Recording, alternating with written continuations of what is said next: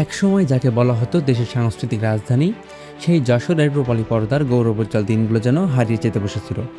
এককালে জমজমাট ২১টি সিনেমা হলের এই জেলায় সময়ের মিষ্টি থাবায় একে একে বন্ধ হয়ে গেছে নিরালা, বলাকা, মধুমতি সহ ২০টি হলই। তবে শত প্রতিকূলতার মাঝেও রূপালী পর্দার সেই ঐতিহ্যকে একাই টিকিয়ে রেখেছে দক্ষিণবঙ্গের গৌরব ঐতিহ্যবাহী মণিহার সিনেমা হল। হারিয়ে যাওয়া সেই জৌলস আর দর্শক খরা কাটিয়ে মণিহার এখন আবারও ফিরেছে তার চিরচেনা স্বরূপে।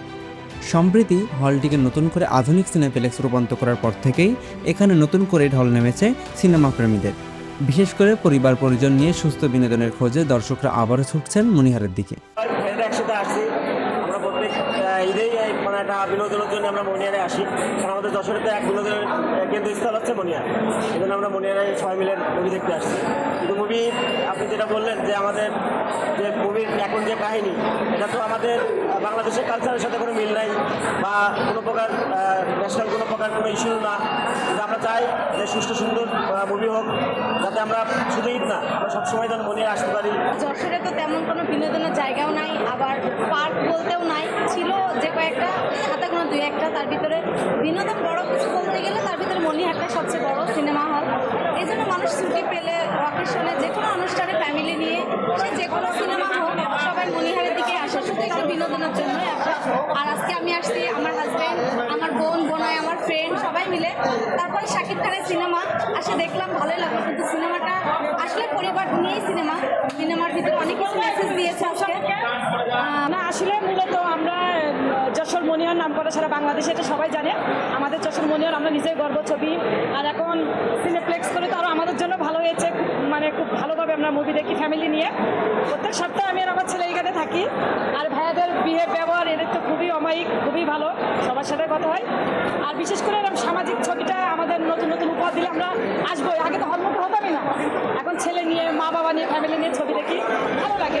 দর্শকদের মতে চিত্রনাট্যে দেশি সংস্কৃতির অভাব আর ভালো গল্পের সংকটের কারণেই একটা সময় মানুষ হল বিমুখ হয়েছিল।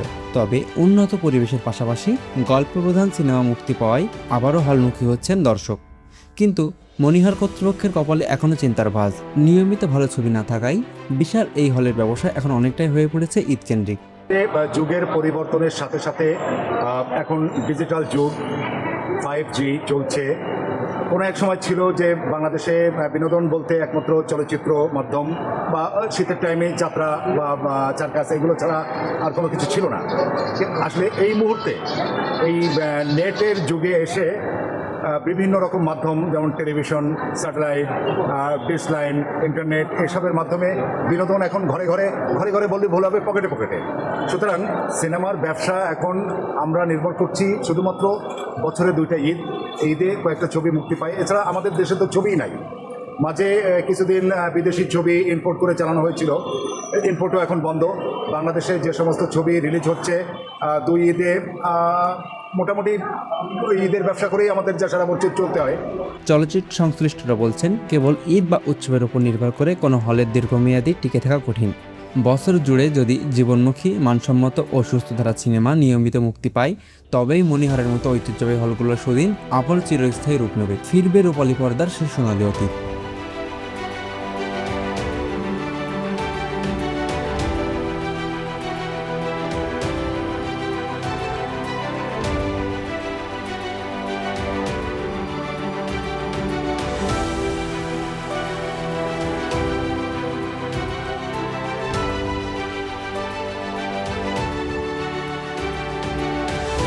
সাইফুল ইসলামের পাঠানোর তথ্যচিত্রে শাহরিয়ার সীমান্ত, স্বপ্নভূমি নিউজ, যশোর।